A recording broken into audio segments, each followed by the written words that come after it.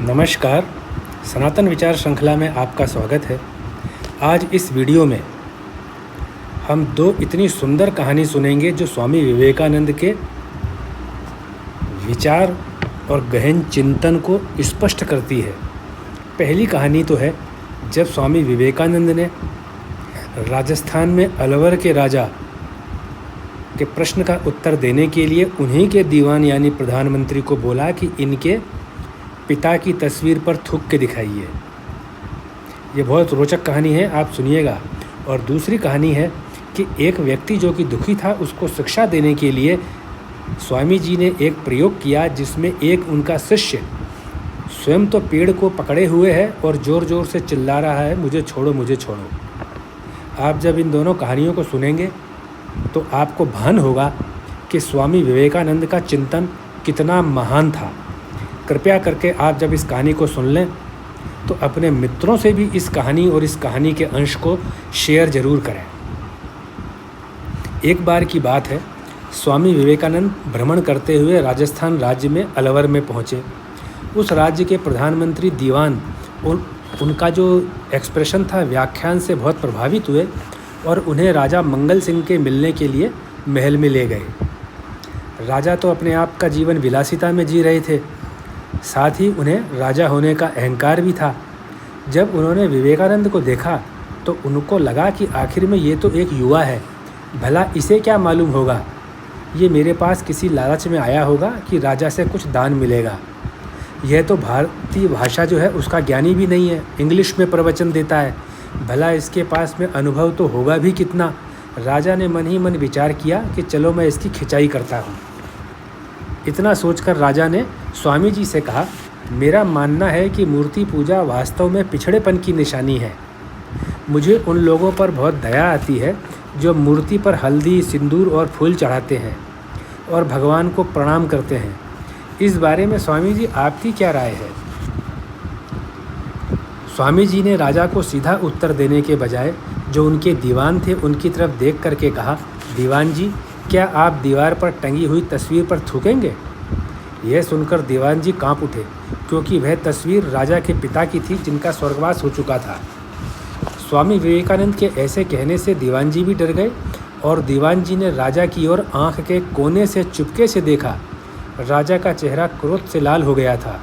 राजा को गुस्से में देखकर दीवान ने स्वामी विवेकानंद से कहा, स्वामी जी आप क्या कह रहे हैं? यह राजा के दिवंगत पिता का चित्र है। विवेकानंद ने कहा, दीवान जी, यह तो काली स्याही से रंगा हुआ एक मोटा कागज़ है। फिर उन्होंने राजा से कहा, इस चित्र में आपके पिता की अस्थियां, मांस या आत्मा नहीं है और यह काली स्याही से रंगा हुआ एक मोटा कागज़ है, इसके अलावा यह कुछ नहीं है। इस चित्र को पिता मानना, सोचना भी गलत है। अगर चित्र को आप अपना पिता मानते हैं तो फिर कैसे भगवान की मूर्ति की पूजा करना गलत है? आगे स्वामी जी ने कहा, मूर्ति की पूजा करने वाले भक्त अच्छी तरह से जानते हैं कि मूर्ति खुद में भगवान नहीं है, लेकिन निर्गुण निराकार भगवान का ध्यान करना आदमी के लिए कठिन है। आम आदमी इतना गहरा चिंतन नहीं कर पाता।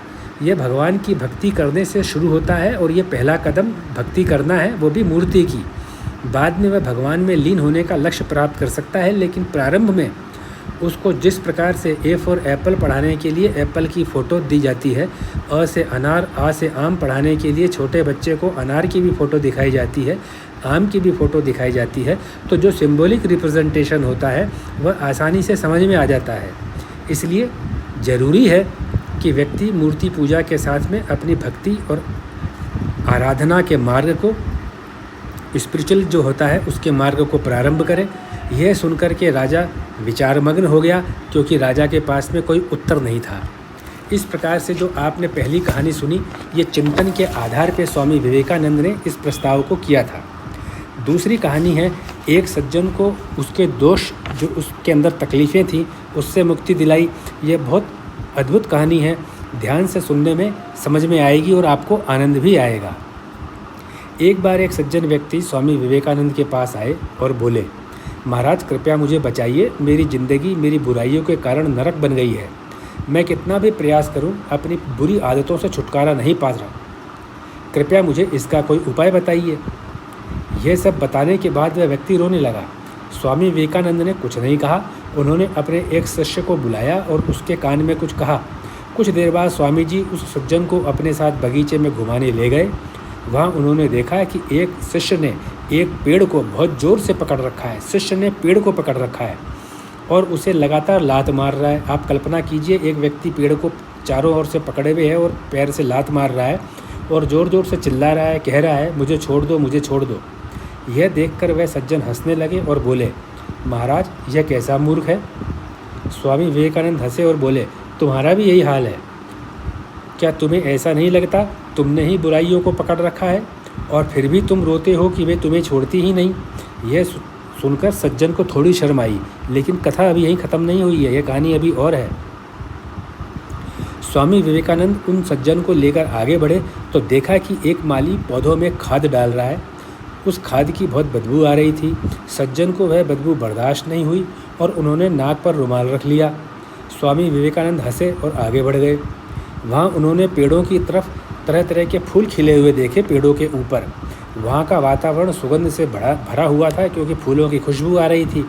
सज्जन उस सुगंध का आनंद लेने लगे।